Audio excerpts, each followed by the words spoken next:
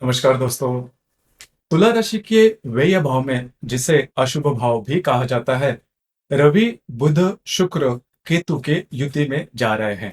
उसके जो प्रभाव परिणाम है, उसी प्रकार आपके राशि का वैवाहिक जीवन का जो सबसे महत्वपूर्ण कारक है, वह भी शत्रु राशि में भ्रमण कर रहा है। यह ग्रह और बाकी के जो ग्रह है, उसके जो प्रभाव परिणाम है, वह सितंबर महीने में आपके राशि के लिए मतलब तुला राशि के लिए किस प्रकार से होंगे। उसी प्रकार डे टू डे लाइफ में ग्रहों के होने वाले जो ग्रह योग है, उसके भी प्रभाव परिणाम किस प्रकार के होंगे, सभी के बारे में डिटेल में चर्चा इस वीडियो में हम करने वाले हैं। तो सबसे पहले हम चर्चा करेंगे तुला राशि के लिए आपका जो मानसिक स्वास्थ्य है, शारीरिक मानसिक स्वास्थ्य वो किस प्रकार का होगा। जैसे कि आपके राशि का जो स्वामी है शुक्र, जो कि आपका अष्टमेश भी है, आपके राशि का स्वामी भी है, जो कि आपके व्यय भाव में भ्रमण कर रहा है। दिनांक 19 तारीख के बाद यह जो शुक्र है वो आप ही के राशि में भ्रमण करेगा। उस प्रकार आपके राशि का जो षष्ठेश है गुरु, जो कि आपके व्यय भाव में भ्रमण कर रहा है, हालांकि वो मार्गी है, लेकिन आपके व्यय भाव में बहुत सारे जो ग्रह है वो देखे जा सकते हैं, जैसे कि बुध, केतु और रवि।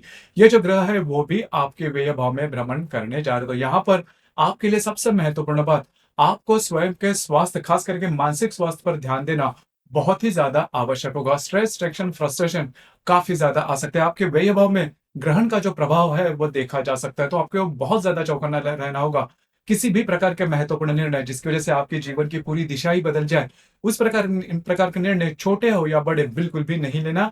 मतलब किसी भी प्रकार के रिस्क वगैरह जो फैक्टर है उसमें बिल्कुल भी नहीं जाना। आपको सीधे सीधे चलना है।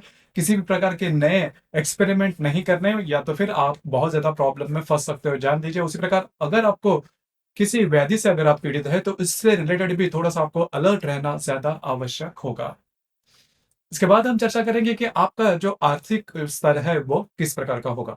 जैसे कि आपके राशि का जो धनेश है, जो कि मंगल है, जो कि आपके भाग्य भाव में भ्रमण कर रहा है, आपके पास आपके राशि का जो पंचमेश है, जिसे राजयोग कारक ग्रह भी कहते हैं, वो आपके पंचम भाव में है, स्वयं की राशि में है, लेकिन वो वक्री चल रहा है। उसी प्रकार आपके राशि का जो अष्टमेश है शुक्र, जो कि आपके व्यय भाव में भ्रमण कर रहा है, 19 तारीख के बाद आपके राशि में, आपके तुला राशि में भ्रमण करेगा। उसी प्रकार जो लाभेश है रवि, जो कि आप ही के स्वयं के राशि में भ्रमण कर रहा है, दिनांक 17 तारीख के बाद ये आपके लाभ भाव में भ्रमण करेगा।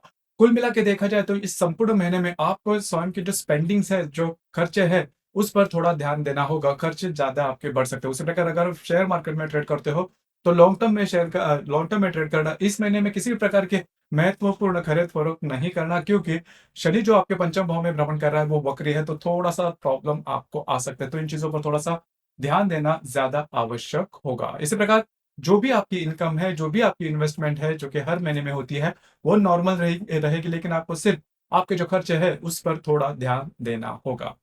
इसके बाद हम चर्चा करेंगे गृह सौख्य के मामले में कि फैमिली हैप्पीनेस आपका किस प्रकार का होगा। जैसे कि आपके राशि का जो पंचमें शनि जो है, वो आपके पंचम भाव में भ्रमण कर रहा है। तो यहाँ पर दो तीन बातें हैं जिस पर ध्यान देना आवश्यक है, क्योंकि जो मंगल है, जो कि मिथुन राशि में शत्रु राशि में भ्रमण कर रहा है, उसकी दृष्टि आपके अष्टम भाव, चतुर्थ भाव पर है। तो घर के जो लोग हैं उनके साथ छोटी मोटी बातों को लेकर तकरार हो सकती है।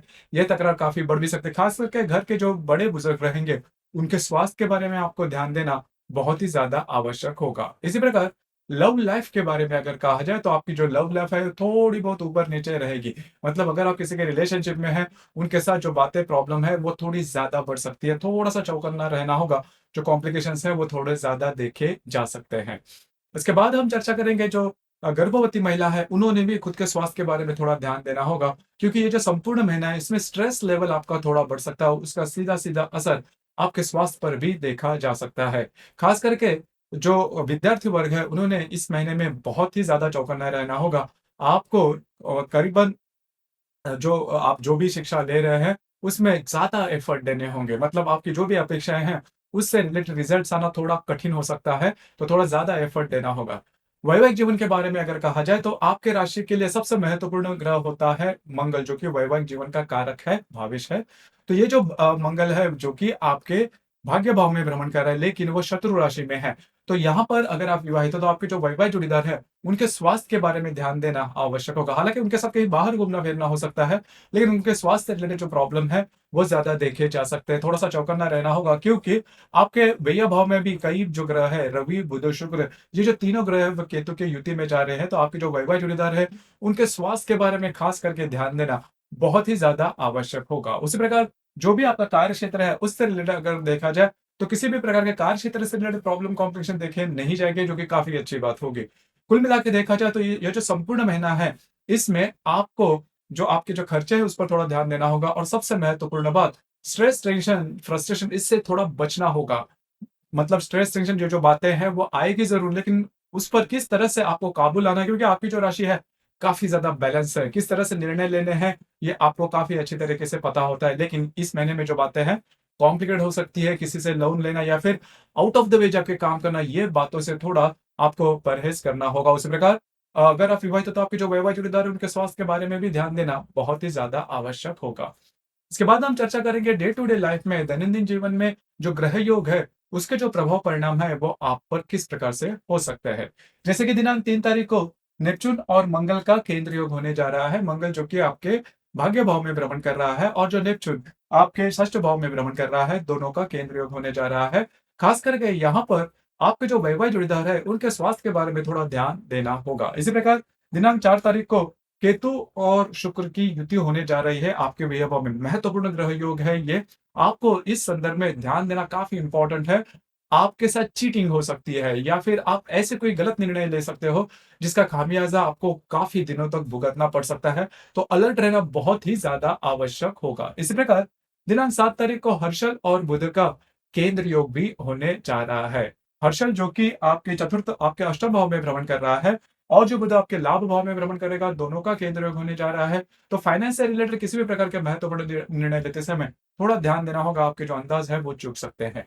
इसी प्रकार दिनांक 15 तारीख को गुरु और शुक्र का त्रिकोण योग होने जा रहा है। गुरु जो कि आपके अष्टम भाव में भ्रमण कर रहा है, जो शुक्र आपके व्यय भाव में भ्रमण करेगा, दोनों का त्रिकोण योग होने जा रहा है। आपको छोटे-मोटे ईज़ी मनी जिसे हम कहते हैं, वो मिल सकते हैं। घूमना-फिरना ज़्यादा हो सकता है। इसी प्रकार दिनांक 18 तारीख को शनि और बुध का प्रतियोग होने जा रहा है। शनि जो कि आपके पंचम भाव में भ्रमण कर रहा है, वक्री है, इसके साथ आपके लाभ भाव का जो बुध है वो प्रतियोग करने जा रहा है। यहाँ पर आपको थोड़ा सा ध्यान देना होगा।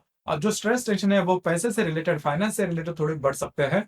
तो इससे रिलेटेड और आपके जो मित्र वर्ग होंगे उनके साथ भी छोटी मोटी बातों को लेकर तकरार हो सकती है। थोड़ा सा ध्यान रखिए। आपकी जो मेंटल कंडीशनिंग है वो इस समय थोड़ी सी चैलेंज की जा सकती है। इसी प्रकार दिनांक 19 तारीख को रवि और बुध का त्रिकोण योग होने जा रहा है। रवि और हर्षल का त्रिकोण योग होने जा रहा है। अब यहाँ पर रवि जो कि आपके व्यय भाव में भ्रमण करेगा, उसके साथ आपके अष्टम भाव का जो हर्षल है वो त्रिकोण योग करने जा रहा है। बहुत ही महत्वपूर्ण दिन है यह आपके लिए। घूमना फिरना ज्यादा हो सकता है, महत्वपूर्ण काम भी आप हाथ में ले सकते हो। अब यहाँ पर ये संपूर्ण महीने में घूमना फिरना ये जो बातें है वो ज्यादा होगी, लेकिन उसका जो एक्सर्शन है, जो थकावट है, जो स्ट्रेस है, वो थोड़ा आप पर बना रहेगा। इसी प्रकार दिनांक 20 तारीख को नेपच्यून और रवि का प्रतियोग भी होने जा रहा है। रवि जो कि आपके व्यय भाव में भ्रमण कर रहा है, जो नेपच्यून आपके षष्ठ भाव में भ्रमण कर रहा है, दोनों का प्रतियोग होने जा रहा है। तो इस समय किसी भी प्रकार के महत्वपूर्ण निर्णय बिल्कुल भी नहीं लेना। आपके जो अंदाज है वो थोड़े चूक सकते हैं। इसी प्रकार दिनांक 24 तारीख को हर्षल और बुध का त्रिकोण योग होने जा रहा है। हर्षल जो कि आपके अष्टम भाव में भ्रमण कर रहा है, जो बुध आपके व्यय भाव में भ्रमण कर रहा है, दोनों का त्रिकोण योग होने जा रहा है। अब ये जो त्रिकोणीय योग है, इसमें आपका घूमना-फिरना ज़्यादा हो सकता है, महत्वपूर्ण काम भी आप हाथ में ले सकते हो। लेकिन यहाँ पर फिर भी मैं यही कहना चाहूँगा कि किसी भी प्रकार के महत्वपूर्ण निर्णय नहीं लेना, क्योंकि जो भी अच्छे योग भी आपके राशि के लिए होने जा रहे हैं, वो आपके व्यय भाव में और अष्टम भाव में होने जा रहा है, जो कि अशुभ भाव कहे जाते हैं। तो उसके जो रिजल्ट्स हैं, वो बहुत ज़्यादा पॉजिटिव मिलना कठिन होता है। इसी प्रकार दिनांक 25 तारीख को नेपच्यून और बुध का प्रतियोग भी होने जा रहा है। नेपच्यून जो कि आपके षष्ठ भाव में भ्रमण करेगा और जो बुध आपके व्यय भाव में भ्रमण कर रहा है, दोनों का प्रतियोग होने जा रहा है। तो थोड़ा-सा चीटिंग वगैरह की जो बातें हैं, वो इन दिनों में होने की संभावना थोड़ी ज़्यादा हो सकती है। आपको स्वयं के स्वास्थ्य के बारे में भी थोड़ा ध्यान देना होगा। इसी प्रकार दिनांक 28 और 29 तारीख जो है वो बहुत ही ज़्यादा महत्वपूर्ण हो जाती है, क्योंकि इन दोनों तारीखों 28-29 तारीख को रवि और बुध जो 2 ग्रह है जो कि महत्वपूर्ण है, केतु के युति में होने जा रहे हैं। तो ग्रहण का जो प्रभाव है, वो इन दिनों में बहुत ही ज़्यादा देखा जाएगा। काफ़ी ज़्यादा प्रेशराइज़ आप हो सकते हो या फिर आपके सामने ऐसी कोई बातें आ सकती है जिस पर आप रिस्क ले लो, जिस पर आप निर्णय ले लो और भविष्य में जाके वो आपके लिए काफ़ी ज़्यादा अपोज़िट साबित होंगे। तो ध्यान रखिए, इन दिनों में किसी भी प्रकार के महत्वपूर्ण निर्णय बिल्कुल भी नहीं जाना, विवादों में नहीं जाना, मतलब प्रोमिसेस, कमिटमेंट या फिर डॉक्यूमेंटेशन से रिलेटेड कोई भी बात बिल्कुल भी नहीं करना, आप बुरी तरह से फँस सकते हो।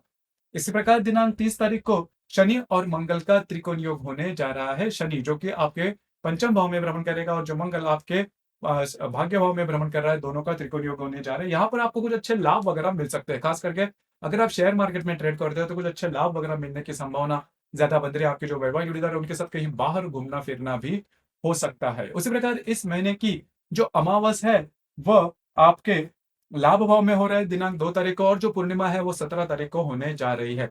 तो अमावस और पूर्णिमा के दिन किसी भी प्रकार के महत्वपूर्ण निर्णय नहीं लेना। हालांकि यह जो संपूर्ण महीना है इसमें जैसे मैंने शुरुआत में कहा कि ग्रहण का जो प्रभाव है वो आपके व्यय भाव में बहुत ज्यादा देखा जाएगा, और व्यय भाव को अशुभ फलदायी भाव माना जाता है। तो इस लिहाज से अगर देखा जाए तो घर के जो प्रॉब्लम है वो थोड़े ज्यादा आ सकते हैं, स्ट्रेस टेंशन बढ़ सकता है। और क्योंकि गुरु का जो बल है वो भी आपके राशि के लिए नहीं हो रहा है, जो कि गुरु आपके अष्टम भाव में भ्रमण कर रहा है, तो इस लिहाज से जब देखा जाए तो किसी भी प्रकार के महत्वपूर्ण निर्णय बिल्कुल भी नहीं लेना।